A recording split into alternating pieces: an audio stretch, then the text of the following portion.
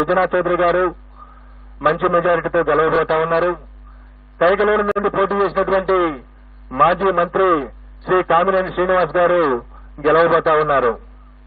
అలాగే విశాఖపట్నం నార్త్ నుండి పోటీ చేసినటువంటి విష్ణుకుమార్ రాజు గారు కూడా గట్టి పోటీ ఎదుర్కొంటున్నారు.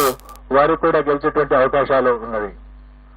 తర్వాత జనసేన 21 స్థానాలు పొందినటువంటి జనసేన 21 అసెంబ్లీ స్థానాలు 2 పార్లమెంటు స్థానాల్లో వాళ్ళు పోటీ చేయడం జరిగింది. జనసేన 2 పార్లమెంటు స్థానాల్లో గెలవబోతా ఉంది. అలాగే అసెంబ్లీ స్థానాల్లో పిఠాపురం నుండి పోటీ చేసినటువంటి జనసేన పార్టీ వ్యవస్థాపక అధ్యక్షులు శ్రీ పవన్ కళ్యాణ్ గారు భారీ మెజార్టీతో గెలవబోతా ఉన్నారు. అలాగే ఆ పార్టీలో మరొక ముఖ్య నాయకుడైనటువంటి శ్రీ నాదెండ్ల మనోహర్ గారు గుంటూరు జిల్లా తెనాలి నుండి గెలవబోతా ఉన్నారు. తర్వాత తెలుగుదేశం పార్టీ విషయానికి వస్తే తెలుగుదేశం పార్టీ అధ్యక్షులు రాష్ట్ర మాజీ ముఖ్యమంత్రి నారా చంద్రబాబు నాయుడు గారు కుప్పం నియోజకవర్గం నుండి భారీ మెజార్టీతో గెలవబోతా ఉన్నారు.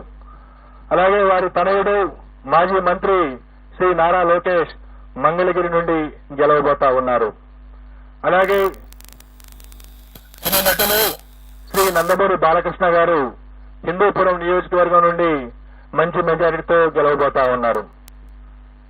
ఈ విధంగా ప్రతిపక్ష పార్టీలకు సంబంధించి ముఖ్య నాయకుల విషయాన్ని చూసుకున్న తర్వాత ఆంధ్రప్రదేశ్ అధికారంలో ఉన్నటువంటి వైఎస్ఆర్ కాంగ్రెస్ పార్టీ యొక్క మంత్రివర్గంలో అనేక మంది మంత్రివర్గ సభ్యులు తీవ్రమైనటువంటి పోటీ ఎదుర్కొంటున్నారు.